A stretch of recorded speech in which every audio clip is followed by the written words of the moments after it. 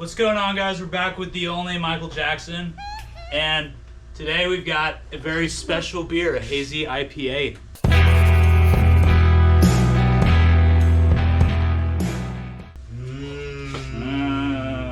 Hazies. Very exciting to have a Hazy IPA.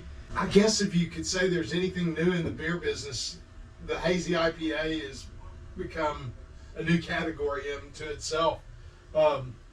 Jump into it.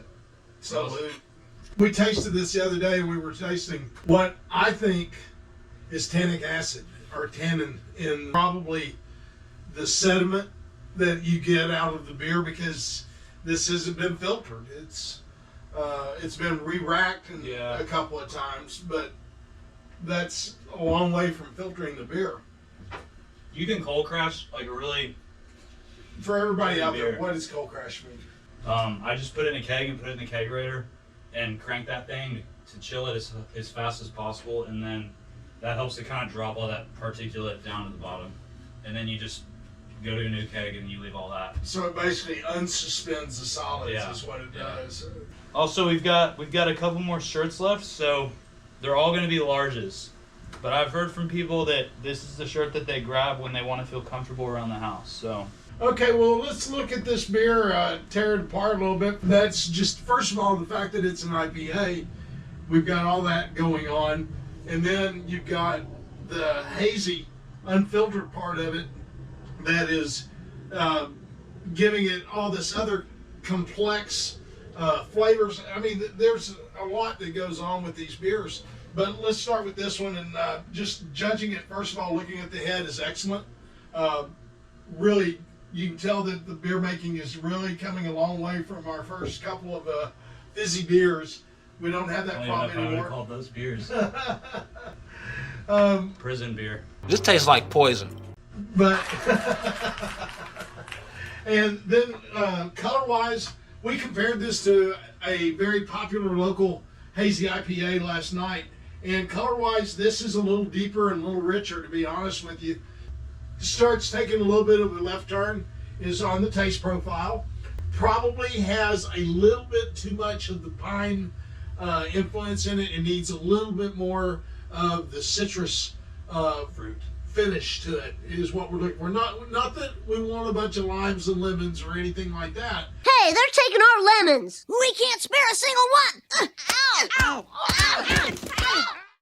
Pineapple, grapefruit, those are the flavors of IPAs and the finish of an IPA. And I think this isn't finished, but dadgummit, it's a good start. Another thing with hazies, you almost do mostly dry hopping on hazies. So that's putting your hops into your fermenting beer during the fermentation process instead of putting them in during the boil. Hence dry hops.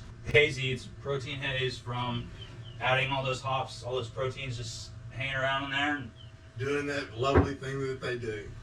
Pineapple, citrus, and then you get that pine at the back of your throat. Head on it is an A+. I think the color of it is an A.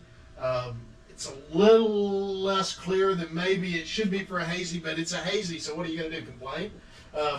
It's time to give it a grade on the Mikey meter. Guys, I love IPAs. I love hazies. I'm probably a little forgiving on these, but I think that this beer has got so much good working for it that there's one little aspect that needs to be tweaked, and it'll set a new record on the Mikey meter. And this one today, I'm giving it a 6.8 on the Mikey meter. So yeah, there we go. 6.8, pretty good. Definitely gonna change up and try to get the flavor profile to work for itself instead of like having one outlier that just kind of trashes the whole. It's a little random. Yeah. So. But it's not a bad beer, guys. Home brewing is fun. It's a challenge, especially when you do it the way the man does it. You're basically taking the raw materials and making the nectar of the gods. Especially since I like this one so much and I know where the door is. Yeah, share this video, like it. Do not share it with the TABC. I don't want them calling me again. But until next time, guys, we'll see you later. Cheers.